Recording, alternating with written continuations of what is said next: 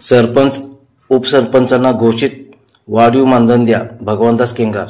विधानसभा निवडणुकीआधी गेल्या काही महिन्यात शासनाच्या वतीने सरपंच उपसरपंच यांना मानधनात वाढ करण्याची घोषणा करण्यात आली होती। शासनाकडून घोषणा झाली, परंतु कार्यवाही काहीच झाली नाही। शासनाने त्वरित निधी उपलब्ध करून सरपंच उपसरपंच यांचे वाढीव मानधन द्यावे, जेणेकरून त्यांची आर्थिक बाजू स्थिर राहील, अशी मागणी शिवसेना युवा नेते तथा सरपंच सेवा संघाचे जिल्हा अध्यक्ष भगवानदास केंगार यांनी केली आहे। कित्येक वर्षापासून शासन दरबारी प्रलंबित असणारा सरपंच उपसरपंच यांच्या मानधन वाढीचा प्रश्न मार्गी लावण्यासाठी तत्कालीन शिंदे फडणवीस सरकारच्या राज्य मंत्रिमंडळाच्या 23 सप्टेंबर 2024च्या बैठकीत या संदर्भात निर्णय झाला। मात्र अद्याप आजपर्यंत सरपंच उपसरपंच यांना वाढीव मानधन प्राप्त झाले नसल्याने वास्तव आहे। तरी शासनाकडून सरपंच उपसरपंच यांना वाढीव मानधन मिळेल अशी अपेक्षा सर्व संघटना ठेवीत आहे।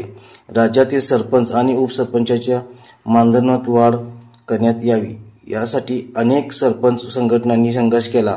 शासन दरबारी विषय लावून धरल्याने त्यामध्ये आता दुप्पट वाढ करण्यात आली आहे। ज्या ग्रामपंचायतीच्या लोकसंख्या 2000 पेक्षा पर्यंत आहे त्या सरपंचाचे मानधन 3000 वरून 6000 करण्यात आले, तर उपसरपंचाचे मानधन हे 1000 वरून 2000 करण्यात आले आहे। ज्या ग्रामपंचायतीची लोकसंख्या 2000 ते 8000 दरम्यान आहे त्या सरपंचाचे मानधन 4000 वरून 8000, तसा उपसरपंचाचे मानधन 1500 ते 3000 रुपये इतके करण्यात आले आहे। ज्या ग्रामपंचायतीची लोकसंख्या 8000 पेक्षा जास्त आहे तर त्या सरपंचाचे मानधन 5000 वरून 10000, तर उपसरपंचाचे मानधन 2000 वरून 4000 करण्याचा निर्णय घेण्यात आला आहे। मानधनासाठी 75% निधी शासनाकडून आणि 25% निधी संघटित ग्रामपंचायतीच्या स्वनिधीतून दिला जातो।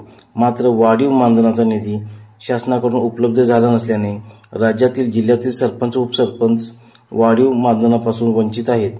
त्यामुळे वाढीव मानधनापोटी शासनाकडून निधी केव्हा उपलब्ध होणार याबाबतची सरपंच उपसरपंच यांना प्रतीक्षा आहे।